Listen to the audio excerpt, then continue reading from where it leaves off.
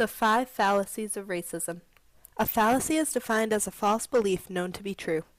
The 5 fallacies of racism are ahistorical, individualistic, tokenistic, legalistic, and fixed fallacies. They can be harmful because they cause people to separate individual events and phenomenons into isolated categories.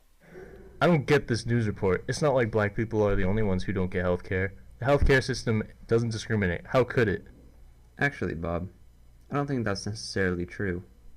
By saying that a company or structure cannot discriminate or be racist, you are perpetuating the individualistic fallacy of racism.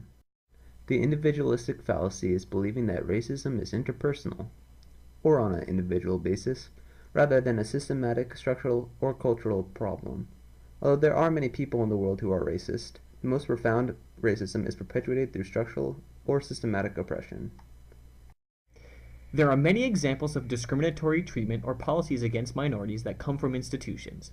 A group of police officers treating someone with racial bias would be a case of institutional racism, since they represent the law enforcement institution.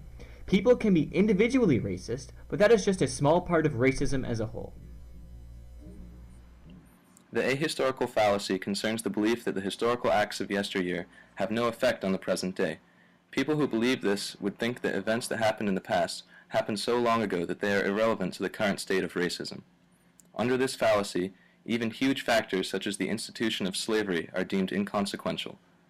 This is obviously not true. Although most would agree that racism has declined in the United States, the lingering effects of a time when people of color were not afforded even basic rights are still very much present. So what can we do to help eliminate this fallacy?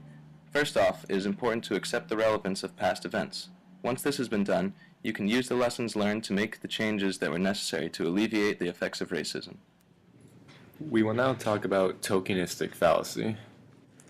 What makes tokenism a fallacy is that people will see people of color in high-ranking prestigious professions and think that there is no longer racism in society. Today, these black success stories actually reinforce the logic of the prevailing caste system, the superficially colorblind logic that it's their fault they're at the bottom. And if they only tried harder, they could be President Obama. And that simply isn't the case. The election of Obama gives the impression that there is no longer racism in America. However, millions of members of subordinate groups are still being marginalized and discriminated against in the workforce and are not able to work their way up the social class structure. When people of white color see a small amount of African Americans in specialized job positions, they will think that it is the individual's fault for the rest of the millions of members of subordinate groups for not being successful, and will fail to see the systematic ways in which classism and culture oppresses these members of these subordinate groups. Tokenism is a fallacy because it helps to perpetuate racism by marginalizing members of subordinate groups just because a few out of a million are able to get prestigious jobs, thus undermining the systematic ways in which the social class structure oppresses these subordinate groups. One of the 5 fallacies of racism is the legalistic fallacy. People who enforce this fallacy believe that by abolishing racist laws and/or establishing new anti-racist legislation, people will then withhold from being racist. This fallacy is best explained through the 1954 Brown v. Board Supreme Court case in which de jure laws in schools were abolished, de jure laws being official laws promoting the legal separation of groups based solely on specific characteristics of an individual, such as race. Even though legislation was passed abolishing the presence of segregation in schools, de facto segregation was not dealt with. De facto segregation is segregation enforced situationally by the people without any legal justification.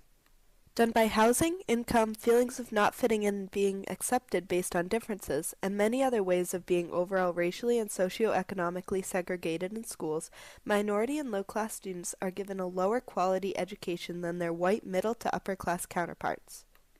In addition, the new war on drugs has helped to put more blacks in jail today than enslaved blacks in 1850, even though the same frequency of illegal drug activities are occurring in middle-class communities or college campuses. Mass incarceration is unequally affecting people of color through de facto segregation.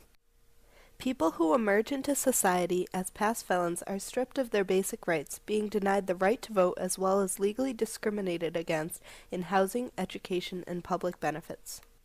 Now, no one can say that, although there are no official de jure laws targeting people of color, that the schooling and prison system in place today is designed as being fair to all people regardless of their race or class, demonstrating a legalistic fallacy. The final racial fallacy we'll be talking about today will be the fixed fallacy.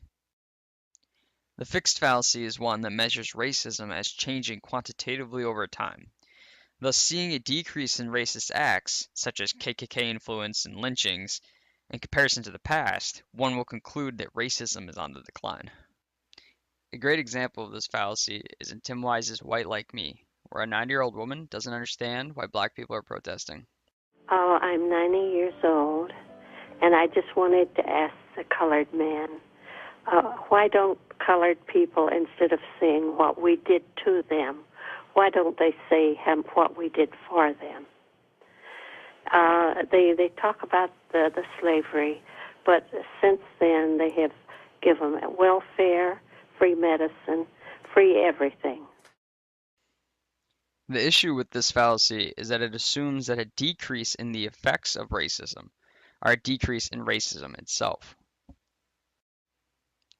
One example of how this fallacy is dangerous is that it can lead to white estrangement, where people believe that equality already exists and giving anything more will come at a direct cost to them. They were using those buzzwords that I don't think people realize all the time, like real Americans or Give Me Back My America was one of the songs, or Take Back America. It's like, what do you mean by that? Well, when you stand up and you wax nostalgic and say things like, I want the country that the founders envisioned, when the country the founders envisioned was a formal system of white supremacy, excuse me if I find it a little hard to think that race is not perhaps playing a pretty big role.